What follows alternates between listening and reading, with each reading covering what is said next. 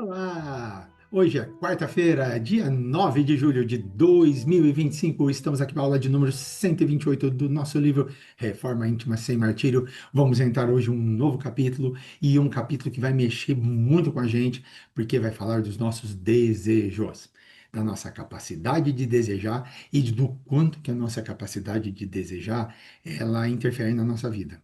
O quanto que a capacidade de desejar ela mexe com a nossa vida, né? Então hoje nós vamos falar de desejo. E aí, já está seguindo? Já se inscreveu no nosso canal? Não se inscreveu? Não perde tempo. Se inscreve no nosso canal, deixa seu like, compartilha nosso vídeo, deixe nosso conhecimento chegar a muito mais gente. Conseguimos chegar a 2.000 inscritos, vamos chegar a 3.000. Ajuda a gente nessa tarefa hercúlea da gente chegar cada vez mais longe. Nosso curso que cada vez mais pessoas vão chegando. Nós estamos na aula de número 128 e você acredita que tem gente que está chegando até hoje? Verdade. Então, vem conosco. Vamos fazer um curso cada vez melhor. Não esqueça também dos outros cursos da Cavile. Não esqueça, entra na página da Cavile, entra no nosso grupo de WhatsApp. Vamos bater um papo gostoso lá no nosso grupo de WhatsApp. Vem conosco. Vamos fazer uma reforma íntima muito mais tranquila e uma reforma íntima muito mais feliz. Bora comigo? Hoje tem aula. E aí, como que foi da semana passada? O capítulo passado falou muito dentro da gente sobre a questão dos ícones e sobre a questão de como a gente. Eu nem sei se existe essa palavra, eu vou falar, mas nem sei se existe. Como a gente iconiza pessoas, como a gente endeusa pessoas, como a gente coloca pessoas em altares. Gente, todos nós estamos aqui no mesmo barco, todos nós estamos passando pelos mesmos problemas, todos nós estamos passando pelas mesmas angústias. Qualquer coisa pode acontecer com qualquer um, até onde você nem imagina. Às vezes você olha para uma situação e fala, gente, não acredito que isso está acontecendo. Não é possível. Olha, olhando assim, não dava nem. Nossa, como isso aconteceu? Acontece. Acontece com qualquer um. Então, todos nós estamos na mesma luta, né? Todos nós estamos com o mesmo coração apertado, todos nós estamos com o mesmo a mesma sentimento de, poxa vida, né? Pô, tava tudo tão bem, tava tudo tão certo, o que que aconteceu, né? Então não tem ninguém perfeito. A vida de ninguém é perfeita. A vida de todos nós é falível. Todos nós somos falíveis, em todos os sentidos. Então, não existem ícones. O que existe é alguém que eu posso olhar e falar, pá, essa pessoa tem um comportamento que é legal. Eu vou fazer o que ela faz. Tá, essa pessoa aqui, ela age de um jeito que eu acho legal. Eu vou agir assim também. Mas não falar, eu vou me espelhar nessa pessoa. Gente, porque todos nós estamos no mesmo barco. Todos nós estamos passando pelo mesmo processo. E é um processo de depuração, é um processo de aprendizado, é um processo de, muitas vezes, rachadura de onde a gente nunca imaginou que ia ter, para novas reconstruções. Entendeu? Então, como todos estamos passando, eu posso iconizar alguém, eu não posso olhar para alguém e falar: caraca, meu, que vida perfeita que ele tem, como que ele chegou lá, eu quero fazer. Quantas vezes eu contei para vocês de mim? Alguém pode olhar para mim e falar: olha onde ele chegou, meu Deus! Eu quero chegar onde ele chegou, eu quero ser igual a ele e trilhar o mesmo caminho que eu, fazer os mesmos cursos que eu, prestar as mesmas provas que eu e não chegar onde eu cheguei. Pode ser até melhor, pode chegar até mais rápido, pode chegar com mais tranquilidade, pode não passar por todos os perrengues que eu passei, mas pode não chegar onde eu cheguei. Pode lutar uma vida toda e não chegar. Por quê? Porque cada um é cada um. Cada um é cada um faz de um jeito, cada um segue de um jeito, cada um olha de um jeito, cada um se comporta de um jeito. Então, todos nós temos um comportamento diferente. Todos nós seguimos um comportamento diferente. Se todos nós seguimos um comportamento diferente, se todos nós temos um jeito diferente de ser, cada um de nós tem que buscar a nossa história. sem iconizar ninguém. Principalmente se meu ícone só fala. Principalmente se meu ícone é um ícone só de boca, só de gogó. Se meu ícone for só de boca, só de gogó, aí, gente, acabou. Aí acabou. Por quê? Porque esse ele tem para me ensinar, ele só fala. Ele só fala. Ele fala muito, mas os seus atos não demonstram. Quando você tem um ícone só de gogó, acabou. Esse já era. Esse não tem mais jeito, tá? Então, vamos a gente, no nosso jeito, da nossa maneira, procurando nos exemplos de cada um pouquinho, sem dignificar, sem dignificar não, sem glorificar, sem iconizar pessoas. Mas vamos caminhando, vamos lutando, vamos buscando, vamos batalhando, com muita retidão, nós vamos chegar lá. Fechou? Eu acho que é isso que fica da essência do capítulo. Que eu posso usar exemplos, mas eu não posso querer ser ninguém, principalmente se forçando a conversa. E nós vamos ver mais para frente, vai ter outros capítulos falando sobre isso, tá? Vai ter outras passagens falando sobre isso, sobre o que a gente fala muito e faz pouco. Mas isso são cenas para os próximos capítulos. Vamos lá compartilhar, vamos compartilhar nossa aula de hoje. E hoje nós vamos começar a falar sobre fé e singularidade. Que legal! A fé singular, uma fé mais simples e minha, singular, minha, só minha, mais ninguém. Uma fé minha.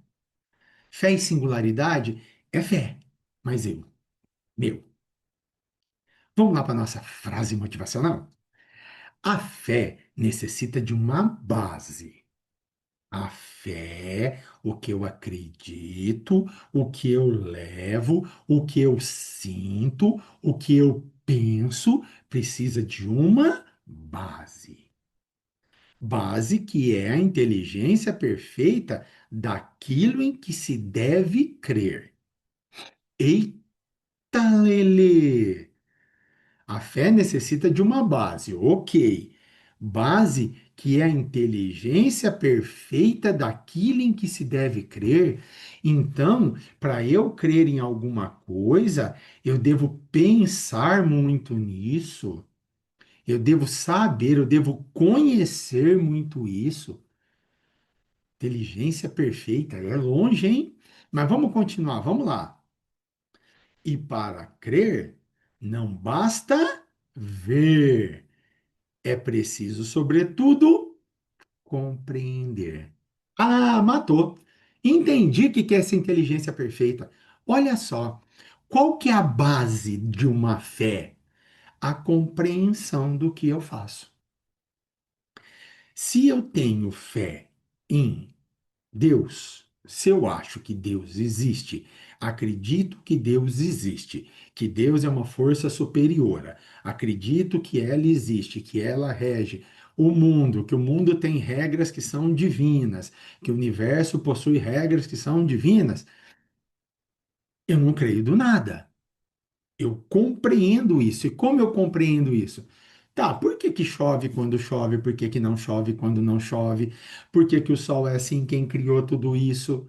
De onde apareceu tudo isso? Por que que a Terra tem as 24 horas? Eu não sabia, eu fiquei sabendo isso há uns 15 dias, mais ou menos. Uma pessoa me enviou um vídeo e eu fiquei sabendo.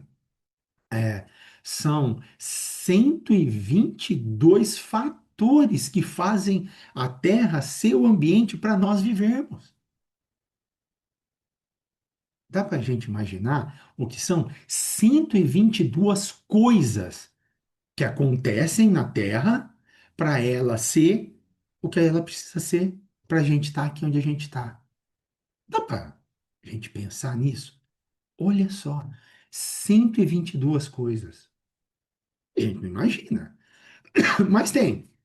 A quantidade certa de cada gás na atmosfera, porque vocês sabem, A gente respira oxigênio, mas o oxigênio não é maioral na atmosfera. O oxigênio é uma das minorias, tem 25% de oxigênio na atmosfera. E precisa ter só esses 25%. Porque se tiver mais é ruim para nós. O Sol tem que estar até certa distância, tem que bater e incidir de um certo jeito. Ah, o efeito estufa. Graças a Deus, efeito estufa é um efeito que mantém a Terra quentinha. Se a gente não tivesse efeito estufa, o que que ia acontecer? À noite os raios solares iam embora, a gente ia ficar na noite sem calor nenhum, ia ser um frio lascado aqui à noite. E por que que não é um frio lascado à noite? Porque o efeito estufa mantém a Terra numa temperatura legalzinha para a gente sobreviver, que a gente não pode aumentar, mas o efeito estufa existe. Então, são várias coisas, são 122 coisas que mantém. Quem mantém isso? Quem criou esses fatores todos? Eu tô aqui. E eu sei que existe, eu, pelo menos, Beto, acredito que existe vida em outros planetas, mas não acredito que exista vida como nós. Por quê? Porque para existir vida como nós, os outros planetas precisariam de 122 fatores. Então, provavelmente, são vidas de formas diferentes, ou mais evoluídas, ou menos evoluídas, eu não sei quais os fatores. Então, eu acredito em Deus, não é porque, eu acredito em Deus, não, é porque eu compreendo, eu tenho uma inteligência que faz eu compreender que, tá bom, é muito difícil, são 122 coisas para manter a Terra. Do nada, não dá. Você acredita em Jesus? Acredita em Jesus. Pô, mas a Bíblia, as passagens, tudo, acredito. Desculpa, gente. Tá, mas ó, é, é, cara, 2000 anos, alguém escreveu como esses livros não são. Tá, mas é uma história, assim, muito fascinante para alguém escrever, né? Muito interessante para alguém escrever. De alguém que teve aqui tão perfeito, e aí você vai, os lugares existem, e aí você vai em livros de histórias, as coisas existem, os caminhos existem, as pessoas existem. E aí? Então, a minha inteligência compreende que tudo que Jesus fez e que tudo que Jesus falou existe. Tudo que Jesus falou existe. Inclusive Moisés abrindo o Mar Vermelho. Você está brincando? Não, não estou brincando. Existe. Moisés abriu o mar. Não existia uma época do ano que o Mar Vermelho tem menos água. Por ter menos água, ele criava, em certo ponto lá do Egito, um caminho de pedras. Caminho de Moisés no Nordeste brasileiro, mais precisamente no estado de Alagoas. Pesquisa aí para vocês verem. Caminho de Moisés. O que que acontece? O mar recua à noite, a maré recua, e em alguns lugares o banco de areia é mais alto, faz-se um caminho que a gente vai lá na frente, no mar, lá na frente. Botaram o nome de Caminho de Moisés. Não tem alguém que toda noite vai lá, bate um cajado, ele abre, ó, vai lá, pode ir, mas ó, vai rápido, porque vai fechar. O que que é o vai fechar? O que que é o vai fechar, galera? Ó, vamos rápido, porque a gente tem um prazo. Aqui só tem um período de seca, só tem um período que a gente pode sair. Nesse período, passou isso, já era. Moisés tinha estudo para isso, ele tinha convivido com o faraó, ele tinha estudado. Os hebreus não estudavam, mas ele sim tinha estudado, ele conhecia muito bem o Mar Vermelho e conhecia muito bem toda a geografia do Egito. Foi ali que ele falou: é hoje, é agora o momento. E vamos, assim, no momento em que, quando a gente estiver saindo, o mar já está vindo. Por quê? Porque se o mar estiver vindo, os egípcios não vão conseguir ir atrás da gente. Então, vou casar certinho o tempo que eu devo ir. Moisés sabia. Se eu compreendo isso, eu tenho inteligência para isso. Então, a minha fé, a base da minha fé, não é o imponderável. A base da minha fé não é o ai, meu Deus, eu acredito. Não. A minha compreensão. É eu compreender. E eu imagino que a reforma íntima nossa, que aquilo que eu preciso. que a minha necessidade, que a minha luta pela minha reforma, que a minha batalha pela minha reforma venha disso. Venha de criar essa base. Vão comigo? Vamos lá para o capítulo. Quando deixamos de reciclar nosso mundo íntimo, é comum fixarmos-nos em ideias e comportamentos que criam estilos invariáveis no modo de ser.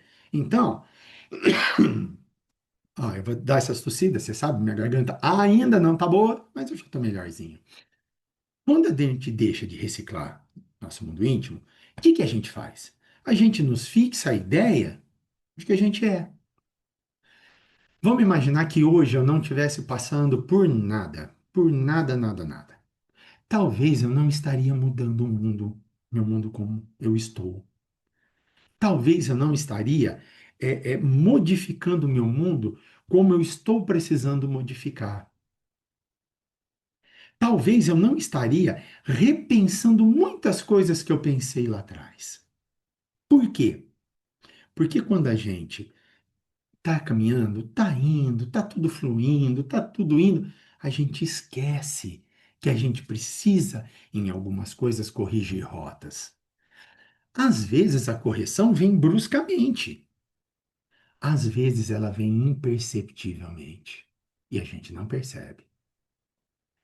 É assim que muitas crenças, preconceitos, hábitos, condutas, chavão verbais e tradições são mantidos estagnados no tempo pela criatura, em razão de sua forma de entendimento racional, decorrente de experiências que viveram ou na educação que recebeu desde o berço. Então, olha só. Se eu não reciclo meu mundo íntimo, se eu não passo por uma mudança, se eu não fico me vendo constantemente, se eu não sinto constantemente que eu preciso mudar, se eu acho que está tudo muito bem, tudo muito bom, eu sou assim, ou se eu sou daquela pessoa que eu sou assim, ponto final e acabou, ou se eu sou daquela pessoa que tomei a decisão, já era, dane-se o resto, não estou nem aí para ninguém, não estou nem aí para o que vai acontecer, eu tomei a decisão, eu sou egoísta e ponto final. Se eu estou assim, o que que acontece? Eu vou manter crença, eu vou manter preconceitos, eu vou manter hábitos, eu vou manter condutas. Vamos exemplificar para a gente ver? Por exemplo, eu tenho a crença de que eu sou mais importante que todo mundo. Eu em primeiro lugar, eu sou maior, eu sou melhor. Egoísmo, eu mantenho. Eu tenho preconceito contra pretos. Pretos. Eu tenho preconceito contra pretos. Aí sabe o que acontece? Aí eu começo a olhar e falo, e ó o neguinho ali, ó. Ou então, se eu sou um policial, eu dou um tiro no cara, só porque tá correndo, como foi essa semana, acho que sábado, passado ou domingo, alguém rouba minha moto, eu vejo um preto correndo para pegar o ônibus, eu falo que é ele, dou um tiro, depois vou perguntar para ele se ele roubou minha moto. Mato ele e era um trabalhador, pai de família, indo trabalhar. O que que é isso? Eu mantive meu preconceito. Às vezes eu tenho hábitos que não são saudáveis para mim, comer comida gordurosa, beber demais, fumar, que nem de mais nem de menos, fumar a gente não deveria fumar nunca. Alguém usa drogas, são hábitos? Eu não tenho. Condutas. Quantas vezes eu fui mal educado com alguém e falei, eu sou assim, não tô nem aí, ponto final. Esse sou eu. Quantas vezes eu uso, tem neguinho aí, ó. Ó, sai a coisa de menininha, viu? Coisa de menininha. Chavões verbais. Chavões verbais. Quantas tradições que a gente tem e que são mantidas em nós. Por quê? Porque nós internalizamos isso desde o nosso berço. E por que que a gente internalizou? Porque a gente acredita nisso. Isso é a nossa base. Tudo isso que eu falei é a nossa base. Lembra eu correndo na rua, aqui na avenida, passando os carros, mostrando o dedo para todo mundo, xingando, torcendo para bater no primeiro poste? Pois bem, exatamente. É isso aí que eu estou falando para vocês. Eu era assim. Quando que eu mudei? Quando eu percebi que meu comportamento não estava legal, eu decidi me reciclar. Mas só aí que a gente muda. E ó, eu mudei durante o curso. Eu contei para vocês quando eu comecei a segurar meu ímpeto de fazer isso. Que ainda tem de vez em quando. Ainda tem de vez em quando. Mas estou segurando. Mas estou segurando. Às vezes você precisa se reciclar no relacionamento que está acabando e você precisa se reciclar. Às vezes você está lutando por uma coisa que não existe mais, você precisa se reciclar. Às vezes a gente precisa se reciclar no emprego.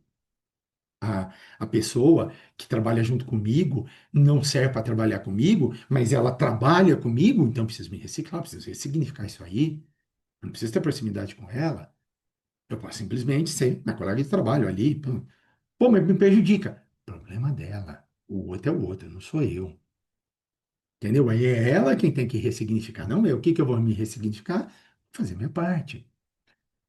Às vezes é na relação com o emprego, eu estou num emprego que não está legal, eu preciso ressignificar, vou buscar fazer outra coisa, tá para fazer outra coisa. Então, tudo isso a gente precisa ressignificar. Essa é a reciclagem. E quando a gente deixa de reciclar, o que que acontece? Tudo isso que está dentro da nossa alma sai, transparece. A esse conjunto de valores, damos o nome de certezas emocionais. Olha aí, são nossas certezas emocionais.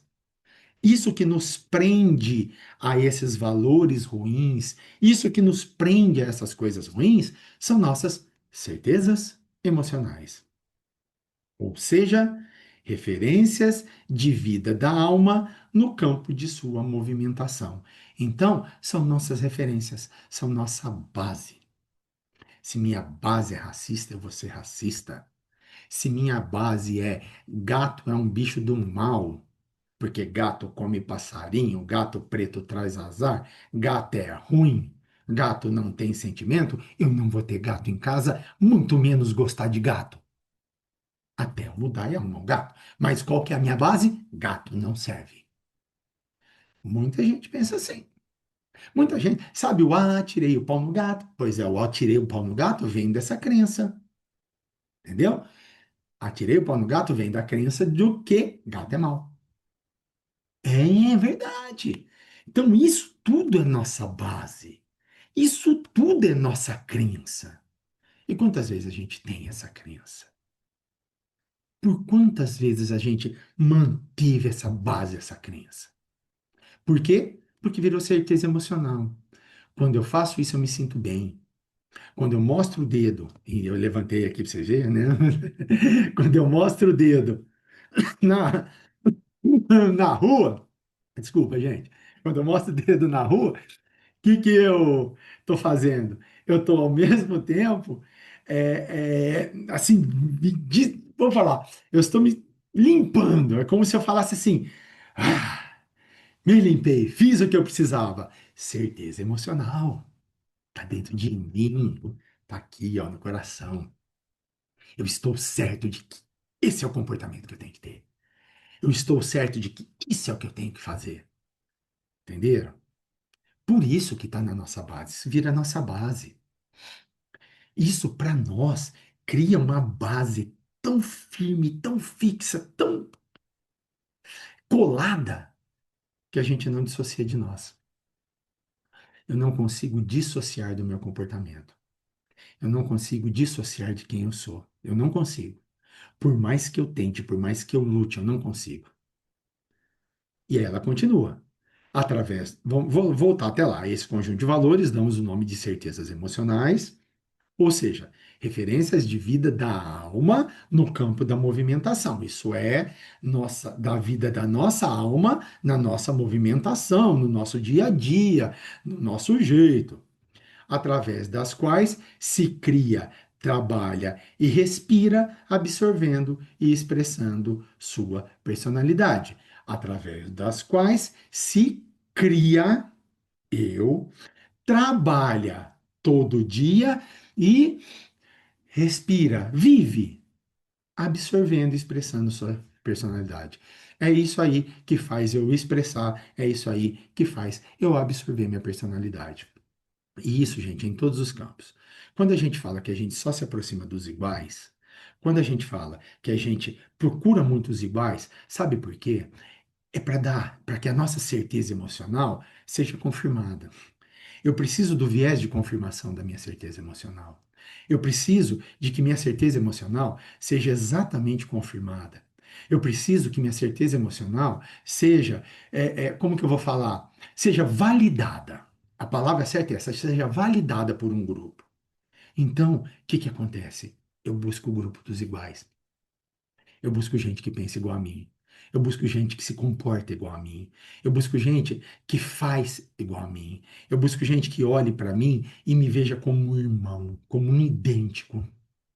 É por isso que eu vou num lugar, não me sinto bem, vou no outro, não me sinto bem, aí eu vou em um, que é minha vida. Às vezes não é o meu lugar aquele, mas é ali que minha certeza emocional casa.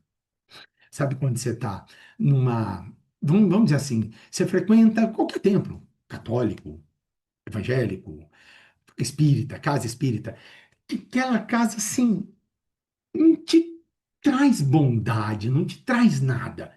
Mas você gosta de estar lá? É porque lá estão seus iguais. Sabe quando você faz parte de um grupo que te incomoda muitas vezes? Você gosta de estar lá? É porque lá estão seus iguais, é porque lá você valida o seu emocional. É porque lá a gente valida a nossa certeza emocional.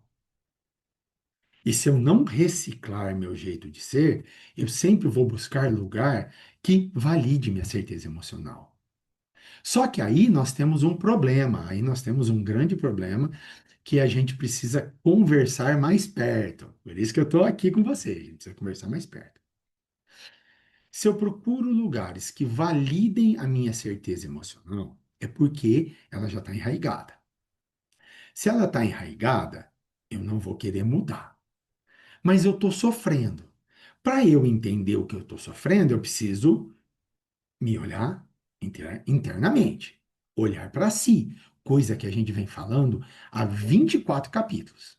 O olhar para si. Então, preciso olhar para mim, para ver o que dentro de mim precisa ser modificado, para que essa modificação transpareça e apareça.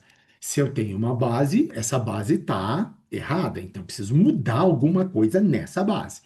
O que que eu preciso mudar nessa base? Não sei. Eu preciso mudar alguma coisa nessa base. Então vamos lutar para mudar alguma coisa nessa base. Mas se eu não fizer isso, eu nunca vou perceber. Eu vou passar pela vida inteira buscando gente que olhe para minha certeza emocional. Olha, passando gente, não, desculpa, desculpa. Eu vou passar a vida inteira buscando gente que valide, que olhe para essa minha certeza emocional e fala: opa, essa aí, ó, legal, vem para cá. Esse é meu amigão, vem cá, amigão, ai, que joia. Por que que é assim? Porque eu quis assim. Porque minha base foi assim. Muitas vezes a base vem da educação familiar. Muitas vezes as travas que a gente tem vêm da educação familiar. E eu tenho travas que me vieram da educação familiar. Então, muitas vezes essas travas vêm da educação familiar. Outras vezes não. Outras vezes a trava vem, essa base vem por algo que eu aprendi durante a vida. A base vem por algo que eu trago lá de trás. Está dentro de mim. E eu preciso quebrar hoje. E talvez é hoje, eu estou me sentindo mal hoje, porque talvez é hoje que eu preciso quebrar. Eu já participei de algumas constelações familiares e que algumas pessoas observaram em mim durante essas constelações é como eu sou autoritário, controlador. Será que não é uma base que eu preciso quebrar? Eu estou tentando, é uma atitude difícil, não é fácil. A gente tem que, ó, né, ó, é uma luta para isso, mas a base. Eu tive uma base, por exemplo, dos meus pais, mas do meu pai mesmo.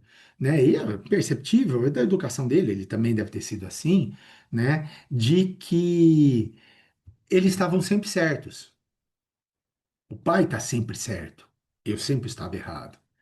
E se o pai está sempre certo, eu estou sempre errado, eu tive muito problema com autoridade, com o chefe. Mesmo sofrendo, eu não conseguia contrariar um chefe. Até hoje eu tenho algum problema com isso. Hoje eu estou conseguindo melhorar. Eu estou falando de alguém com 50 anos. Mas até eu identificar que essa base era ali que era o problema, não sabia. Às vezes um chefe vinha e me humilhava e eu aceitava a humilhação. Por quê? Cada base. Então, a gente precisa mergulhar dentro de si para descobrir onde está isso. Será que está hoje? Será que está na educação que eu recebi? Será que está na vida que eu levei? Será que está lá atrás? Será que eu já trouxe isso? Não sei.